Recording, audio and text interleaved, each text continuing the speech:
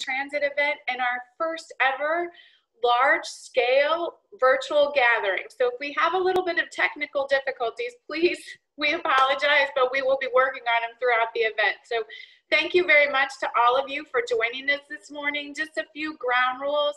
As a reminder, as we get started, if you could please mute yourself, that would be great, unless you're one of the presenters, at which time if you'd like to unmute yourself, that would be perfect.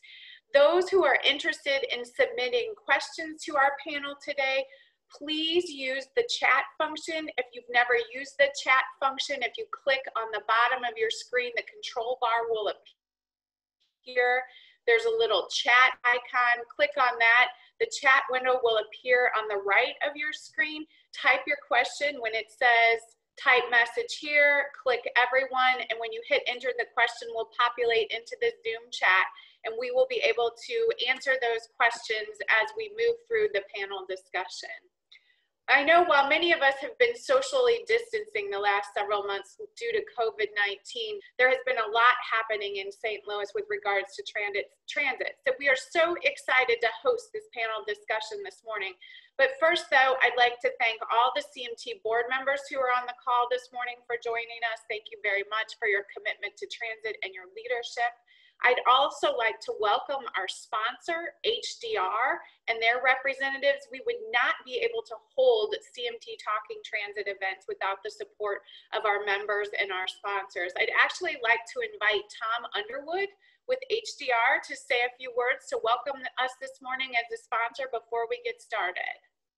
Thank you, Kim. Just real quick, I just want to thank CMT for providing the opportunity to participate in these seminars and for continuing to keep the transit conversation alive in St. Louis. You guys always do such a great job. I also want to thank and recognize St. Louis Metro for their commitment to the St. Louis region during this pandemic, and for the ability of their operations group to be flexible to both the needs of safety and at the same time the needs of the St. Louis riders. So with that, turn it back to you, Kim. Thank you. Thank you, Tom, and thank you again for your sponsorship. I think we've all adjusted to some really dramatic changes in our daily life during this pandemic, especially spending a lot of time on virtual events, which I know we're all getting very used to doing. One thing though has remained unchanged, that transit access is essential in our communities. The local transit agencies, as well as agencies nationwide and across the state, have worked tirelessly during this pandemic to provide as much service as possible during this time, while keeping operators and passengers safe. We've seen enhanced safety protocols, especially in the St. Louis market, which has been leading the state.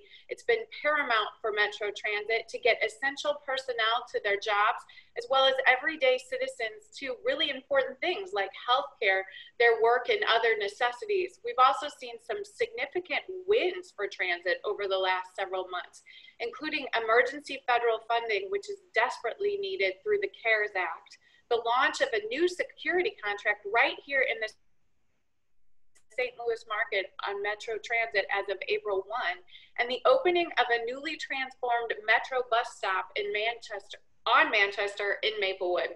Today we have the opportunity to hear from Bi-State Development and Metro Transit on some of these important changes that you're about to hear about that are impacting transit in St. Louis. We're lucky to have Bi-State CEO Talby Roach in attendance, Kevin Scott, who is the General Manager of Field Security for Metro Transit, and Charles Stewart, Bi-State Development Executive Vice President of Organizational Effectiveness.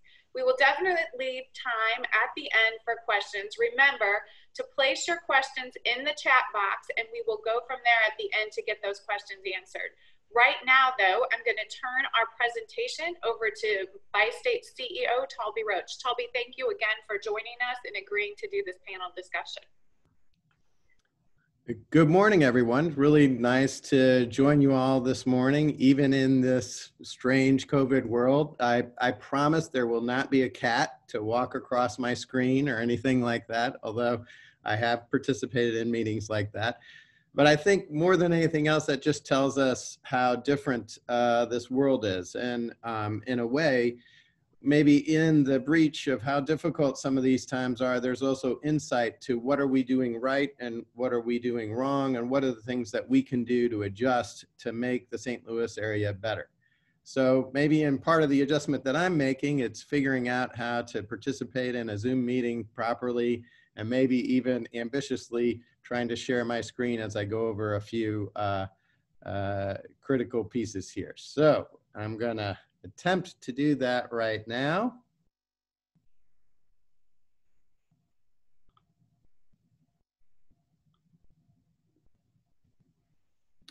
Okay. How's that looking?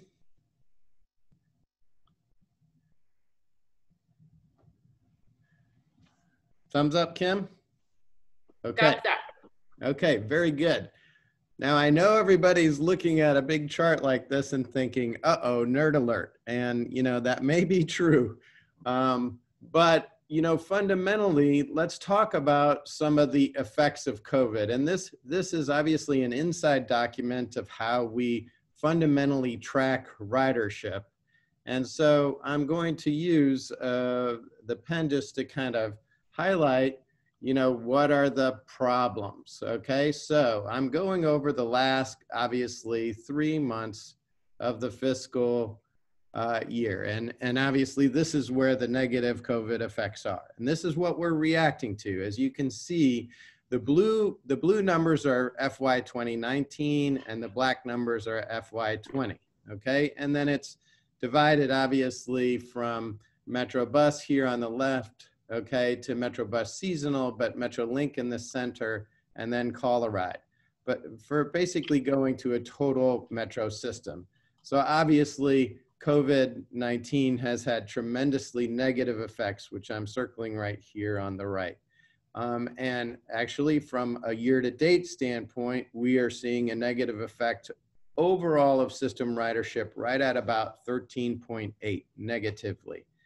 Now, that may sound like a very tough number, but it's really not that bad compared to our contemporaries in other parts of the country. But there's also pieces of insight where we can see, you know, why are we maintaining some of our fundamental service where other areas of the country are not? And I think part of that is insight of what is the essential transportation trips. In fact, even early in the COVID crisis, we had to concentrate some of our efforts on our crosstown routes for essential trips, for those people going to the grocery store, going to the hospitals and so on. And we actually were concerned about the loading of some of our crosstown routes, even when we had the COVID effect.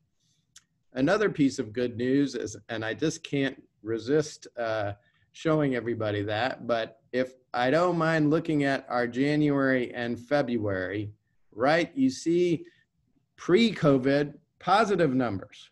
Now, look, this is a piece of good news. We've been going through a lot of big changes around here at Metro. This is the first time where we have actually seen positive ridership on our system in nearly 40 months. Now, unfortunately, COVID showed up and now we're working on it. But I think the key insight here is, you know, what are we headed in the right direction? Are the fundamental strategic plans that we're putting together for transit in St. Louis, do they make sense? And I would argue from some of the positivity of January and February and the major moves that you're going to hear about in security and so on, show us that we were headed in the right direction, albeit in a difficult situation. So let's just talk about some of the fundamental aspects of COVID. So I have taken essentially a screenshot of our web page here where we actively track and share with the public where we are as far as COVID impact, confirmed cases within our employment. And look, I'm going to be very honest with you. This has been a staggering effect and very difficult on our driver corps. And as you can see, we currently, as of yesterday, and we track this daily, had 44 COVID-19 positives. And of course, multiple BSD locations impacted. Right now, our COVID-related absences are down to 110.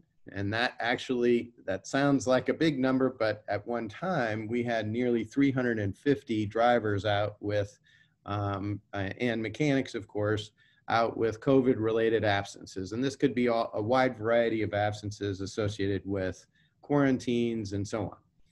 But what we need to do, of course, is react to COVID and do the absolute best we can and provide those fundamental PPE and the strategies that we need to deal with this compelling and difficult problem.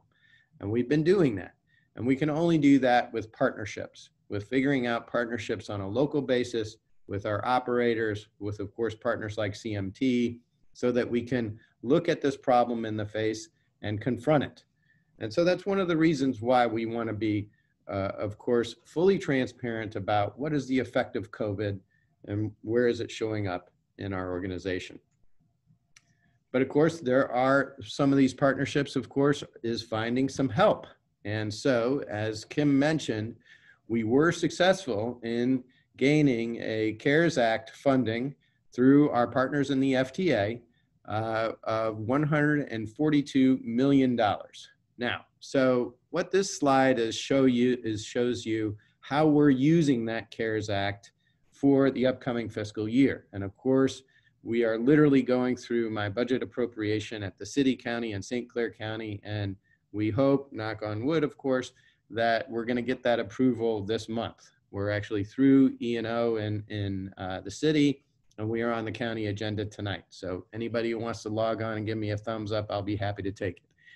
But if you could look at these two slides, you would note, for instance, that this is our pre-COVID funding pie. And obviously, as everybody knows, St. Louis County being the dominant player there.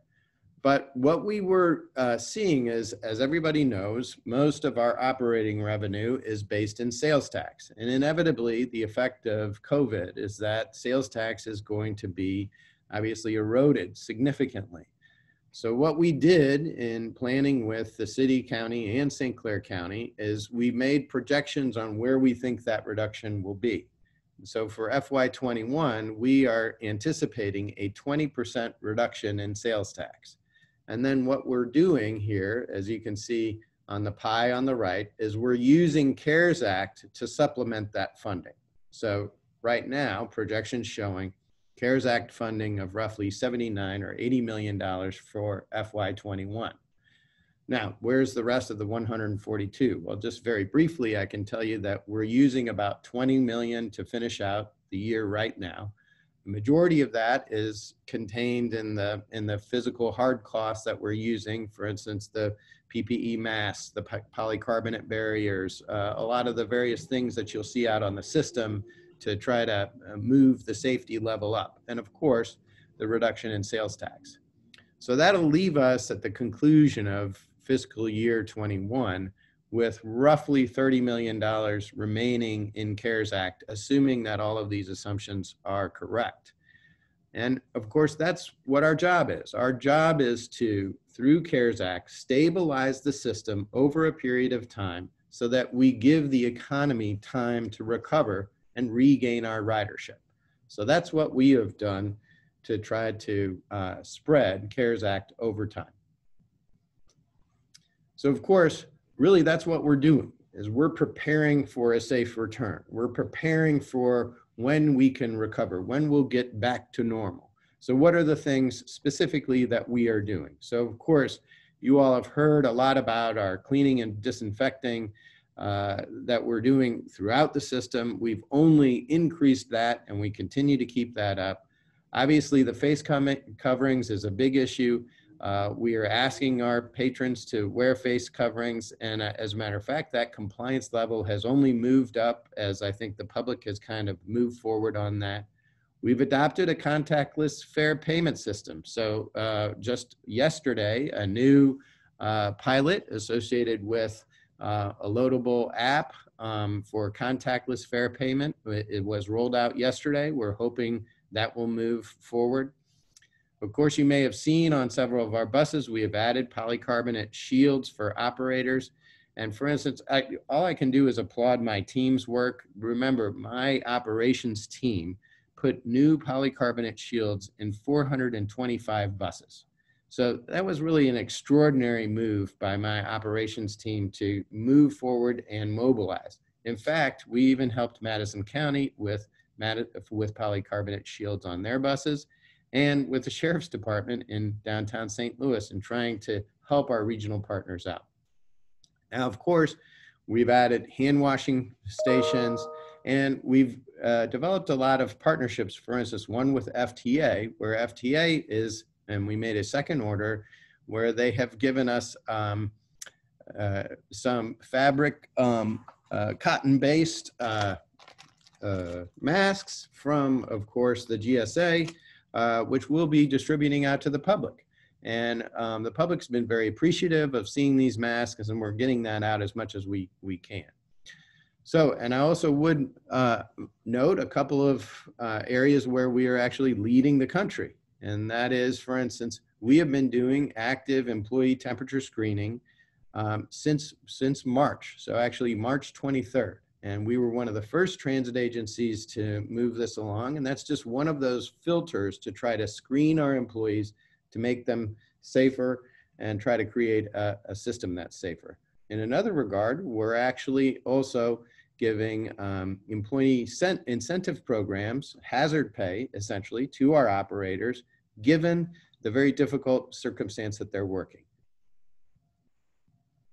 So this may be corny, but of course, one thing that, and I heard this on the radio, so I stole it from someone else, but what I'm trying to concentrate on and try to move the public to is the 3 W's. So there's no question that the number one prevention is, of course, wear your mask, okay? Number 2 is actually wash your hands. Everybody's mom told them how to do that. And then number 3, of course, is watch your social distancing.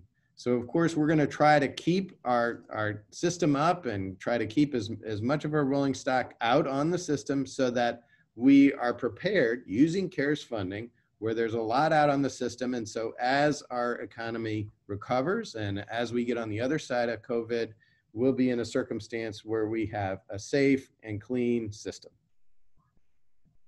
Of course, you know, I just can't move forward without thanking our Metro Transit staff and heroes. Remember, look, let's be honest, this is a daunting adversary and something that's been very, very intimidating. And I'll be honest with you, my operators have been shaken. You've seen some of the numbers, but they continue to show up to work, to do the transportation of the regional area. And please, if you see them, do me a favor, thank them. Thank them for their hard work. They continue to show up every day, despite the fear, despite the anxiety, and do the work of St. Louis. So I gotta tell you, I'm very proud of them, including our mechanics. And for instance, I would add the move. You can see in this picture that polycarbonate barrier that we added as an extra layer of protection on this bus. So that was done on the fly by a very professional staff. And you know, I'm very proud of that work. And I think those employees need to be recognized. So what about the future? So the future is fun to talk about, right? So we're going to react and hopefully regain our ridership. But as you've seen, even over the past several months, we've moved forward on some of these new initiatives to changing our system, to catering our system to something that is more matching what the future of St. Louis is. So, of course, one of the things that we're doing is moving forward on electric bus technology. And I just can't help it. We had a nice, handsome picture of a fully articulated electric bus. I think this has a tangible effect and something that the public can react to and see the positivity of us moving forward despite the challenges. And so I just wanted to share with you one of the renderings of the electric buses that we will be moving into the fleet. Also, of course, expansion of the system. So we were also successful at moving a capital bill through Illinois with our partners in St. Clair County and St. Clair County Transit District. And actually in partnership with the St. Clair County Transit District, we're actually gonna manage expansion of the system out to Mid-America Airport.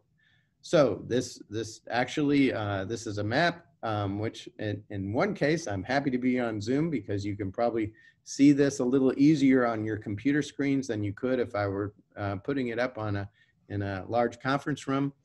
But you can see we're expanding the system to the new Mid-America Airport location in its expansion. One thing that I want to note is we're talking about changing the interface at Reeder Road.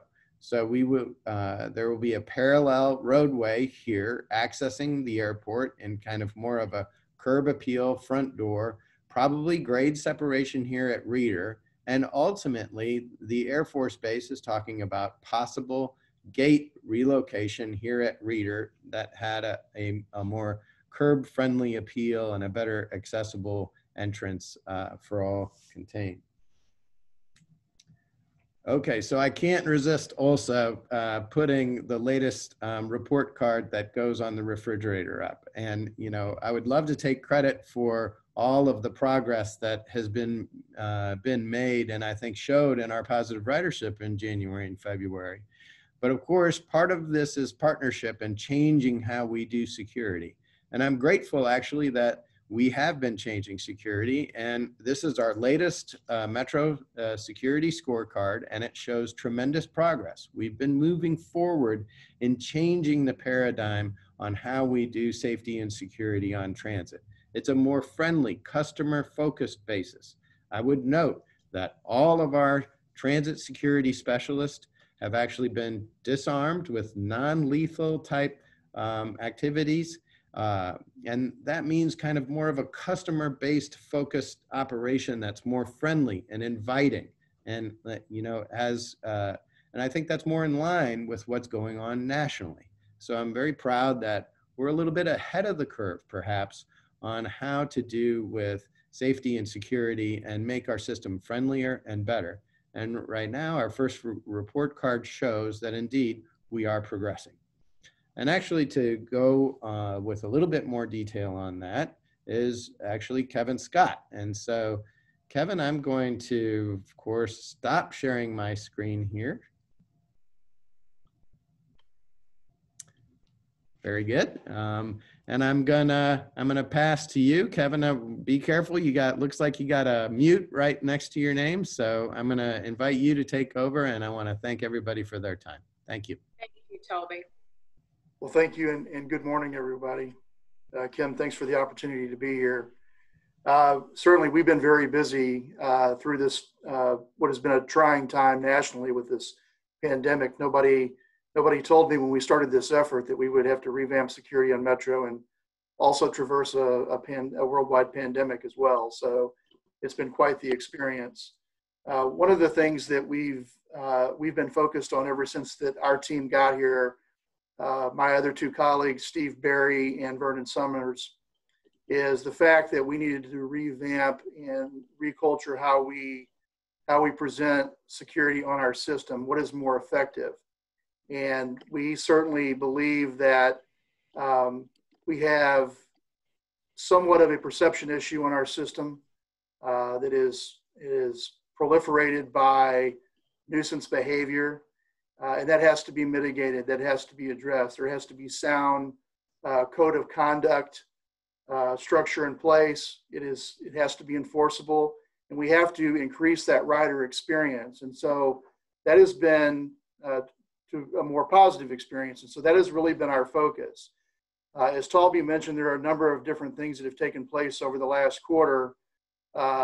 First and foremost, and the most visible change has been the change in contract security, which provides a large element of security along the MetroLink alignment. G4S was hired to take over effective April 1st, and they were placed in high visibility uniforms with a very different deployment priority, meaning our priority is fluidity on the system and customer engagement. We still provide static security or static protection at certain locations, but we're doing that through a rotating model where we're not leaving people on the platforms for hours on end, but we want people to see security on the system. We want that customer engagement. We want that ambassador type approach. And that's what we've gotten so far from G4S. There are certain things that we've had to tweak going forward. But for the most part, I've been very pleased since April 1st with their progression as the new contract company. What makes them even more effective is the leadership that they hired to oversee the contract from the G4S perspective that are here in the building. Very astute security individuals that have been in this business a long time and really truly understand what we're trying to accomplish as a company moving forward. The same structures that we're prioritizing on the rail side, we're also working to build on the bus side as well. But our main security focus is a layered security approach, meaning that not everybody's policing the system, that contract security, the metro security staff, which are the transit security specialists, are providing that element, that security component, and that we're building these relationships and we're having defined roles and responsibilities with our police partners so that when we have to move law enforcement in and out for certain issues on the system, we can do that more effectively. There's more collaboration, there's more communication. They are involved in our deployments on a daily basis. We share our deployments, we merge them together. We know where our weaknesses are in the deployments on a daily basis, and we're able to adjust as a partnership. It's not just a one component approach, it's a multifaceted approach to security. One of the things that we want to remind everybody is that we have one fluid system that runs through 3 major jurisdictions. And so that collaboration and that component is very, very important. The transformation from a public safety officer approach here on the metro internal operation itself to a transit security approach really forms the basis for the corporate representation within each security zone. So we've taken our deployments and we've zoned them, and we have contract security deployments in those zones. We also have metro transit security specialists that anchor that zone, that become Metro's representation, that take ownership of that zone, that build relationships, that know the facilities, and can really kind of guide us on what we need to do in particular areas to improve. And then, of course, we have the law enforcement anchor as well, both St. Louis County, St. Louis City, and St. Clair County to support that. We're also now using a secondary police deployment. We've entered into an agreement with the St. Louis City Sheriff's Department, and they are supporting us at static fixed locations through the city's core for a heightened more law enforcement presence there. So that's what's going to be very visible to the ridership. There are 6 main categories on the slide that Talby put up.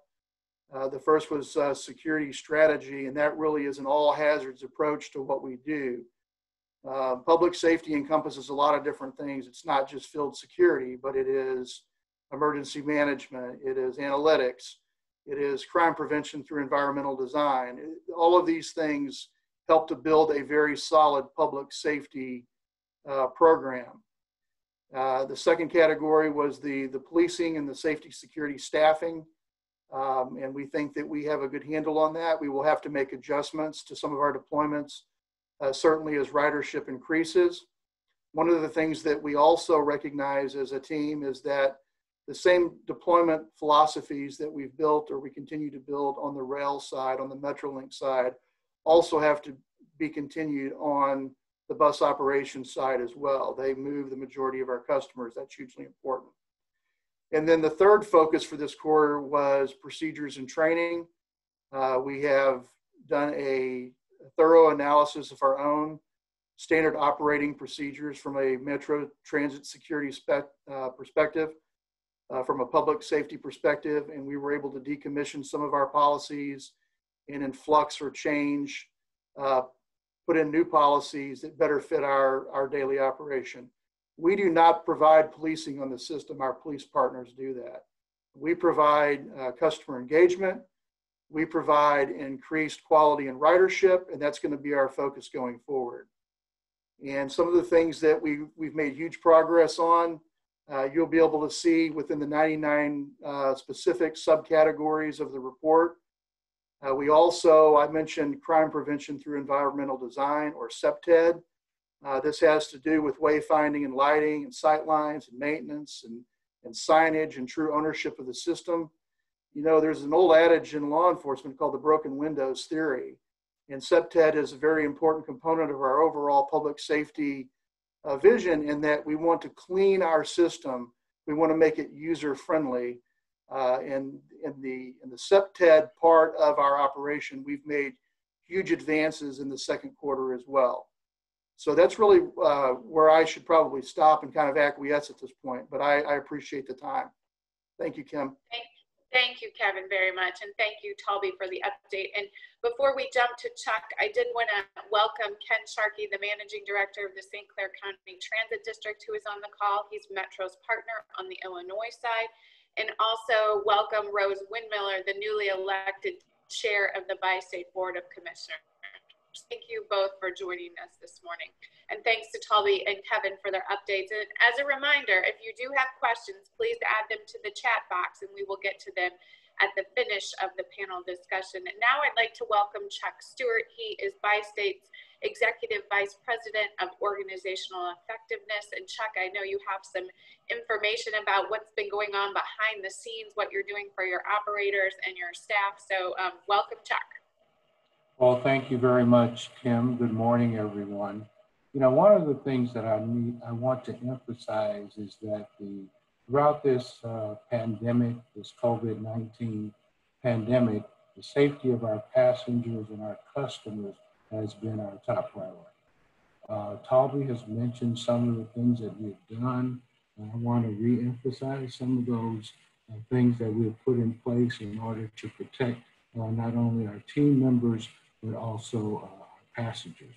Talby talked about the disinfecting and cleaning process, sanitizing our vehicles nightly, sanitizing them during the day. If something occurs on a vehicle during the day, removing it from service and cleaning it up again.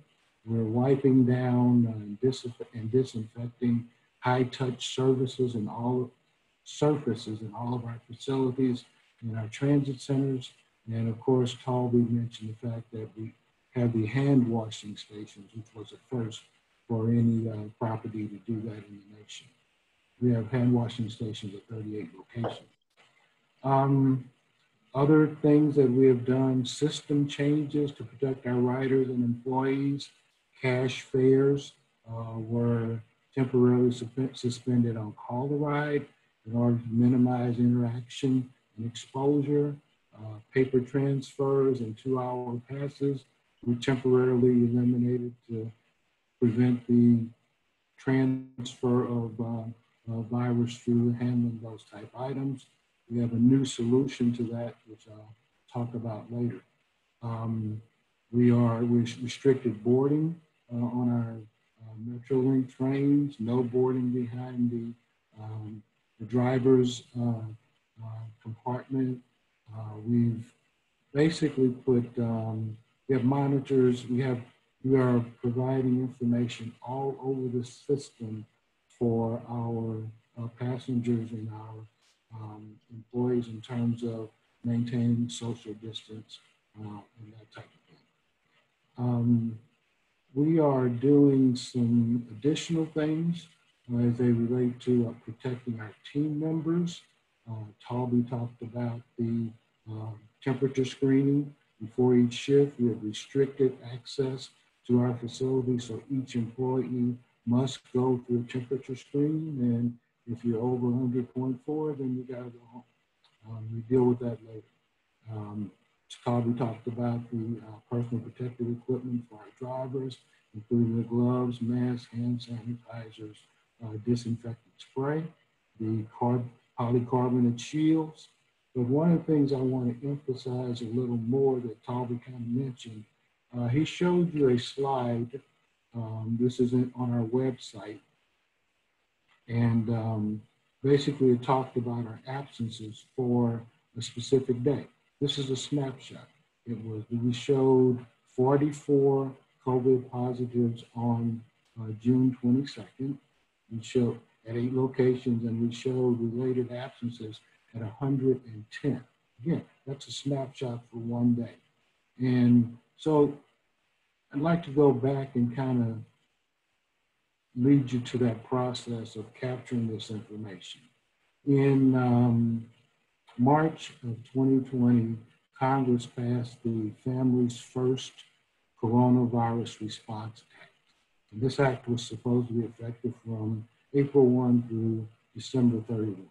Well, at that time, Bi-State was already experiencing a significant number of COVID-related absences. So we adopted the act in March, on March 20. And basically what this act does, it gives employers like us, we give payroll tax credits for allowing additional paid sick leave and expanding family and medical leave opportunities for our employees. What we have used this for most extensively is to protect the jobs of our team members. We have given them every opportunity we can since March to take the time that they need for their own personal health reasons and for the welfare of their families. We've followed Department of Labor guidelines in implementing this. We've enhanced our medical and wellness benefits to coordinate with this. Talby Snapshot showed one day in time. Actually, since March of 2020, we have had over 700 employees that have been impacted by some type of COVID-related absence. They're allowed to be absent. We have employees that want to self-quarantine. They don't want to, they are afraid to come to work. We've allowed that. We've protected people's jobs in that situation. We have BSD ordered quarantines, which are not really a part of the act. It was something that we did because we were having exposures in our facilities, and everybody that's exposed may lead to another exposure. So we gave people time off. We gave them their 14 days in order to get past the COVID-related situation. This came out of Bi-State's time, but it was something we did not only to protect our other employees, but to protect our passengers also. So we've always had that in mind. The act allowed for quarantines that were dictated by healthcare providers. It gave people time for childcare situations or for caring for family members that were impacted by COVID-19. So we've been generous in application of this process in order to not only protect our team, but to protect the riding public as well. So through this process, like I said, we've had over 700 Bi-State employees that have been impacted by this. But in addition to that, you know, all told, those 700 employees I'm trying to say this nicely. So we, as a result of that, we've had over 9,000 absences since March. 9,000 man days that we have lost at Bi-State Development since March, which means that we've had a big challenge in managing this system and keeping things going.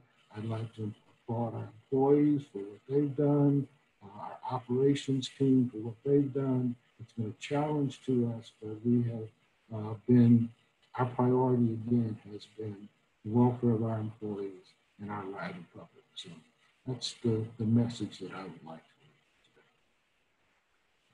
Thank you, Chuck. Thank you very much for that update. And we kudos to all of you. Frontline heroes is what we've been calling Bi-State Development employees for the last several months. You've really put a lot on the line. So thank you very much for the service that you have delivered thus far through this pandemic. We do have a few questions for our panel, and if there are other questions, if you would like to add them to the chat box, we would be happy to hear from you. But considering all these new protocols that you have put in place with regards to cleaning and safety and security, what do you view are the biggest challenges moving forward? I know we saw Tulby's Excel sheet earlier when I had to put my cheaters on to see the numbers, but we have seen a significant reduction in ridership, over 50% in the last several months. So what do you view as the biggest challenge to getting people back on board transit as we move forward? Sure, I'll be happy to address that. I mean, so obviously we're kind of moving through, and you've heard this term, the U-shaped dip associated with COVID, if you were to graph it. And certainly what I'm concerned about, and I think others in the transportation industry are concerned about, is either essentially the left side of the U to the right side. In other words, are there some customers that we're going to have trouble getting back at all? And inevitably, I think the question is yes. So we need to employ those extra efforts so that we are prepared to essentially try to take care of that anxiety as best we can, associated with a very real fear. And so some of those are unknowns, and I'm not sure where that tipping point is, but I think what's incumbent upon us is to do everything that we possibly can. So we've employed whatever strategies or circumstances that we can to make the system as absolutely clean. And we've employed, for instance, part of that absence that Chuck talked about is being sure that the rigor applied to our quarantine protocol was absolute. There's only one way to play this, and this is straight up the middle. And we've tried to do that so that we are fulfilling the obligation of protecting the public and our employees. And so that's the biggest challenge that I would talk about. And I'm not sure what whether we're going to get on, when we will get on the other side of it, but we're going to keep trying. Thank you, Toby. So you touched on the cleaning protocols, and we touched on the safety protocols, and safety and security has been a big priority for CMT over the last 4 or 5 years. Recently, we've seen a lot of changes, but I think this question would be directed at Kevin. Kevin, what do you think is the biggest change that has happened over the last 3 months? What message do you want to get out to the general public of what change has occurred that will really impact the transit system moving forward that people might not know about because the news is all about the pandemic or other things that are happening in the community? So there are a couple of different things.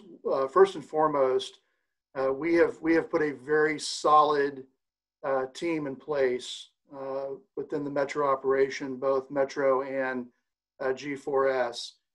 When we hired G4S and we went through the hiring process with their leadership to fill the operations management position here and the account management position here, we hit a home run with both of the gentlemen that we brought in.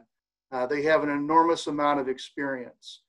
And so there are a lot of innovative ideas that bounce back and forth every day in this building. And what I would say is that we are not going to be lethargic. We are not going to operate within old ideologies or parameters. We're going to try new things. We have to assure the public that we're making the system safer. We're making it secure, and we have to sell the system back to the region. But listen, priority number one is people want to see security on the system, and that's how our deployments are built. We want our security staff, both G4S and the Metro Transit Security Specialists, as well as law enforcement, to be on the system and engage the customer base. That's what's hugely important.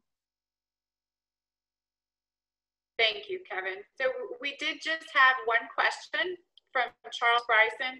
What marketing is being done to white-collar employees in the city and Clayton to encourage them to ride public transportation?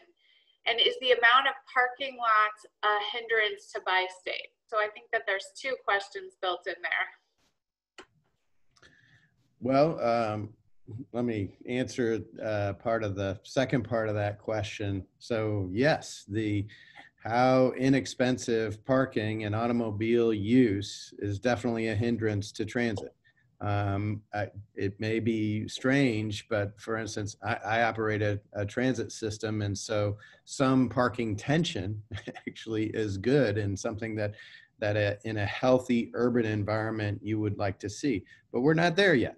And so I think we need to accept that paradigm of what we are as a Midwestern tier 2 city and think of how do we find that market.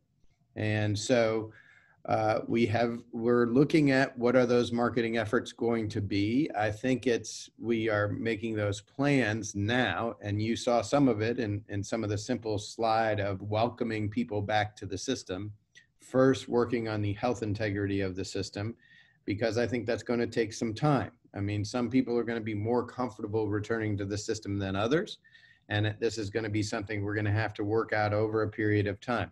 I think it's a little early right now, obviously, to be welcoming and pushing that marketing right now as of June. But I do think that when we move into the fall months, assuming that the numbers associated with COVID are in line with that kind of strategy, that will be time for us to really push and try to get, kind of that broader spectrum of ridership back to the system. So I would target probably fall for that. And now, please, with the caveat that the numbers have to be good. If we were to have a return to COVID, we would have to move to some of the health protocols that I think are required for us to adhere to as a public agency. I think you may have just touched on a little bit of the next question, Talby, but which of these mitigation measures do you foresee keeping in place long term, and which ones will ramp back down after COVID or the pandemic? And what triggers that ramp down? Obviously I'm not an infectious disease doctor, we would be triggered by the experts in our area who we are in contact with on a regular basis. For instance, we have activated our emergency operations center, and that's coordinated with the emergency operations centers of the city and the county and St. Clair County. Then we use them to inform us as to what level that we go to. So those are the decision points. The decision points are made by the health professionals in the area. Now, what we would probably do, so certainly all of this cleaning protocol, I think is something that long-term we're gonna leave in place. It's a fundamental reassurance, and also, one thing that our operations are known for nationally is the ability to maintain our system. We are known for instance, having million-mile buses. There's only one way that gets done, and that I have a crack operations team in maintenance, and they know how to do their work. So maybe one of the aspects that continues, that creates kind of a better customer experience, is to keep these cleaning protocols in place. And I think that's something that we're definitely going to be looking at. I think the mask situation is certainly set by others, and we'll see when that happens. I think what we're shooting for right now is compliance, because I want to get comfort on the system.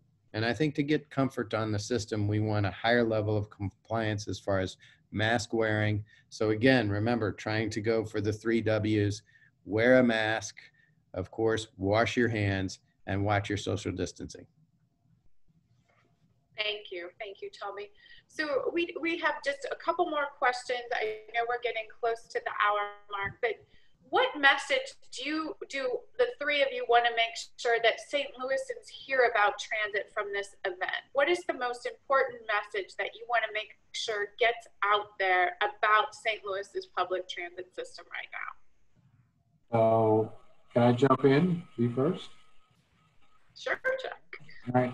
Well, I think the key message here is that, and it's in our messaging, is that we are in this together.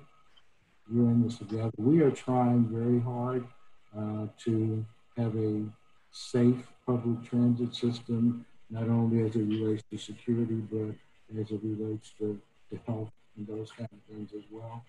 I think we have to remain vigilant as it relates to COVID-19 and the coronavirus, the hand washing, the covering sneezes, touching, avoid touching your face. Key thing, distance yourself from other riders as needed.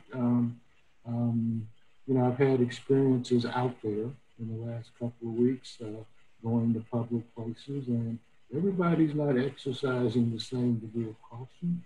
So I don't think it's rude to basically back off of somebody or ask for your personal space.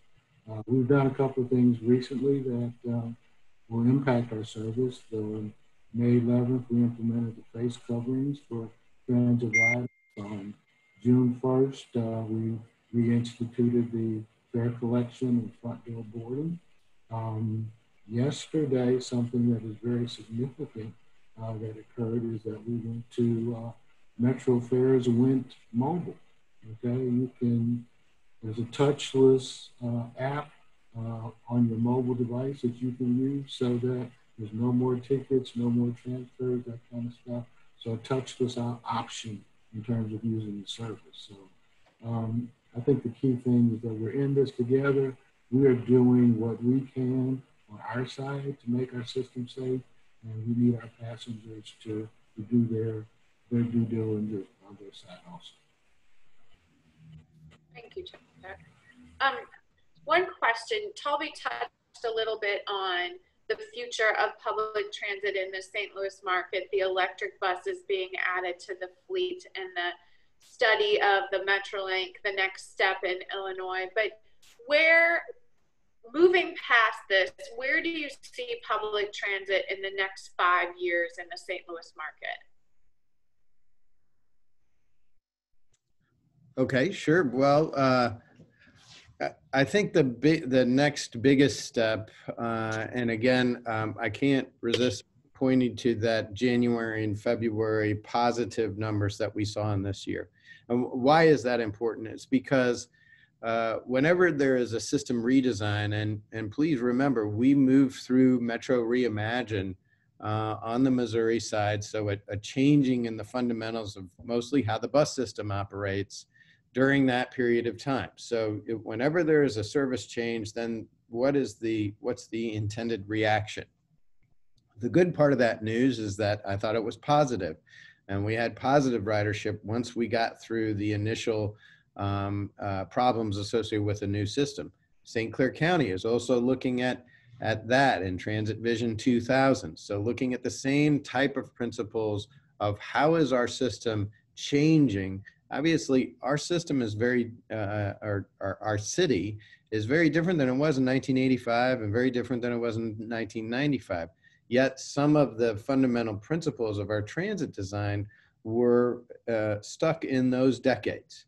So what I guess I'm hoping to create is a vision that includes a transportation system that operates together more effectively, that has more options and better interface with, for instance, on-demand type transportation, whether it be Lyft or any of those other options. That, in other words, we're giving the public all sorts of options that are aimed at the most efficient ways of transportation, which of course in some circumstances is certainly transit. Not every single circumstance, but we want to fill that void where we can. In order to fill that void, we have to change the product so that it fits the customer.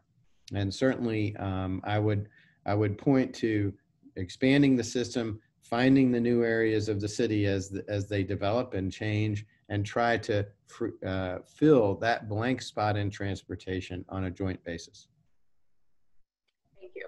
So we had one final question come in, and has there been any conversation with regards to going to a fare-free system in the St. Louis market? I know we hear about that on the other side of the state in Kansas City, but has there been any discussion at the agency with regards to going to a fare-free system? Well, yeah, certainly there's a conversation about it, and we did suspend the cash fares, as you know, in order to eliminate some of that hand-to-hand exchange associated with COVID. But really, the fundamentals here are math. So as you know, that our system is supported by sales tax. We roughly have a $300 million operating budget, of which all, well, nearly 96% is made up of sales tax. So we're going to see a negative sales tax effect. And of course, the revenues for transit are going to go down. So we're using COVID funding to make up for that. Now remember, fare revenue, which is very important, makes up nearly $35 million of our funding. So if you were to even contemplate changing fares or eliminating them, you got to fill that $35 million hole. And quite frankly, I don't see a reasonable way to do that, especially associated with a system that is supported by sales tax. So I don't see how the math works from that standpoint. I would also remind you that just prior to COVID and where we are right now, and just if we could go back only 8 months, and we were working through our security challenges, all of my funding partners, significant amount of the public was challenging us about the rigor of our fare checking. And that actually we were headed in the opposite direction, that what folks were asking for was being reasonable about checking fares on a regular basis, talking about things like barriers and so on. Now we've worked out kind of a hybrid of that system that works, and I think that it is executable and reasonable, but we need to see this in the context of how does it work and how do we still deliver service to the public. And right now, a fundamental reasonable fare system is part of how the greater St. Louis area delivers transit for the public. Thank you.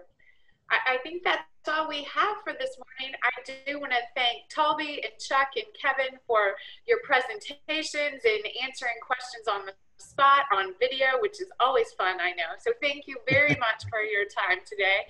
I do want to thank HDR and Tom Underwood and the other representatives from HDR that are on the call. We couldn't do these events without your sponsorships. So thank you. And thank you everyone who joined us this morning. We have a lot of events coming up with regards to public transit in St. Louis,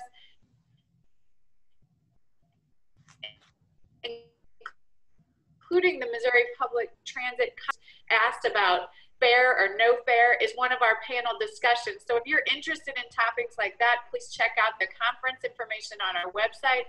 We also have our annual meeting, which will be virtual this year on September 17th. There is a lot going on with transit. So we ask you to join our website, cmt-stl.org, check out what's going on, check out the new Maplewood Metro bus stop that's just been transformed.